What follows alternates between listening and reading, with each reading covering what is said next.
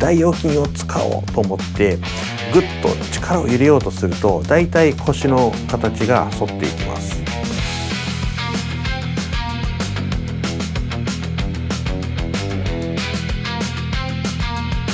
で、本人はね、奥を使っているつもりでも実際は腰を反らせて耐えているっていうだけになりやすい。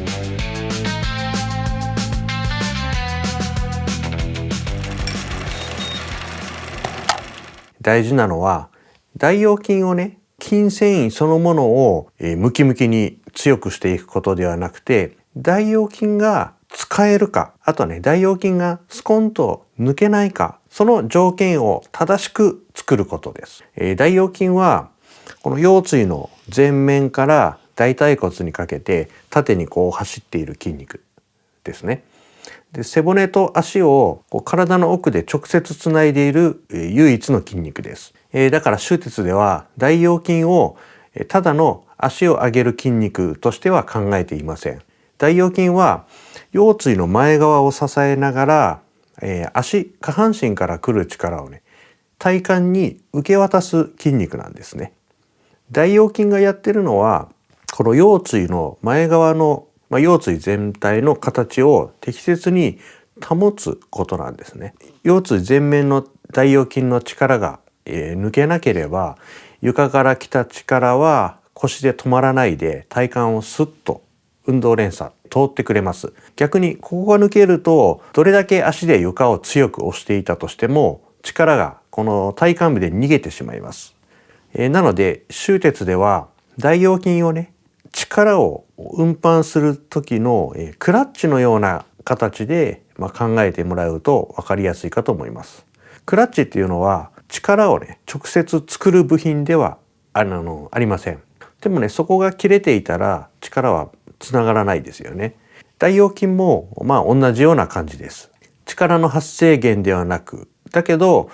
腰椎前面の接続が切れない条件を作っているということです。これが今日お話ししたいことの本題になります。全身をぐっと固めることと、強く耐えることと、威力を出すっていうこと。威力を出す体っていうのは床反力と体重を拳の先まで漏らさずに運ぶことなんですね。パンチであれば拳ですし、ボールを投げるんであれば手先、バッティングだったら、それがバットの先になると思うんですけども、そこに、自分の体全体がね、スッと乗るかどうかという、これが大事なんですね。通り道ができた時に技の威力がガツンと上がります。まずね、終鉄プランクから解説します。終鉄プランクは単にね、耐久種目ではありません。すごくフォームを正確に作ってください。ここでね、何を見ているかというと、姿勢で上から常に荷重がかかってますよね。この時に腰を反らさずにきちんと力をね、通せる姿勢が作れているかっていうところがとてもポイントです。ここでね、大腰筋が出てきます。終鉄プランクの NG がね、どういうパターンなのかっていうのがはっきりとわかると思います。一番わかりやすいのは腰を反ってしまうことですね。反らないというと、背骨のカーブをね、一直線にすればいいっていうわけではなくて、ニュートラルな自然なカーブであればいいんですけど、過剰に反ってしまうということです。終鉄プランクの姿勢は、楽に耐えようとするとね、どんどん腰が自然に反っていきますので、これが NG なんですね。その楽さっていうのは力が通っている楽さではないんですね。骨格でね、支えるような感じになりやすいんですね。でも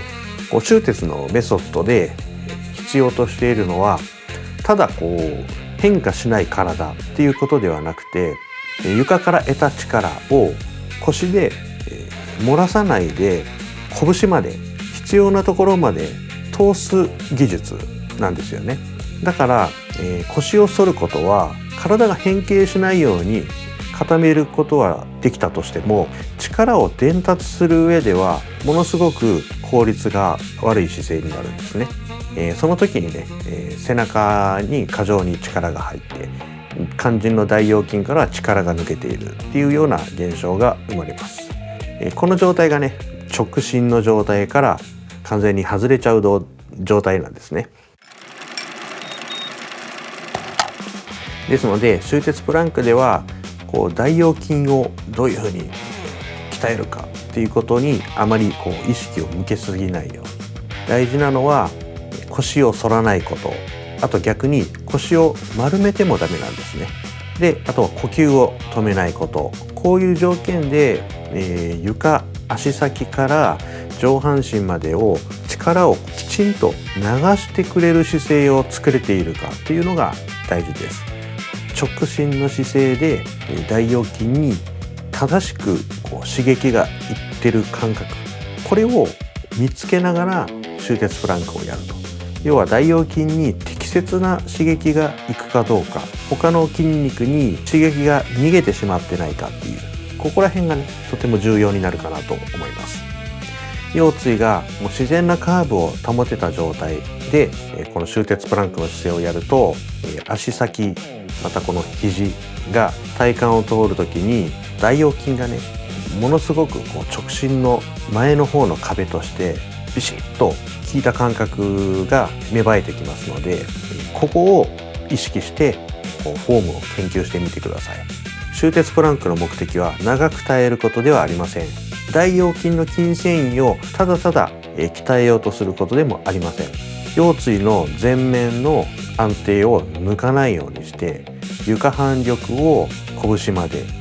拳から床までつなげられる体を作ることです。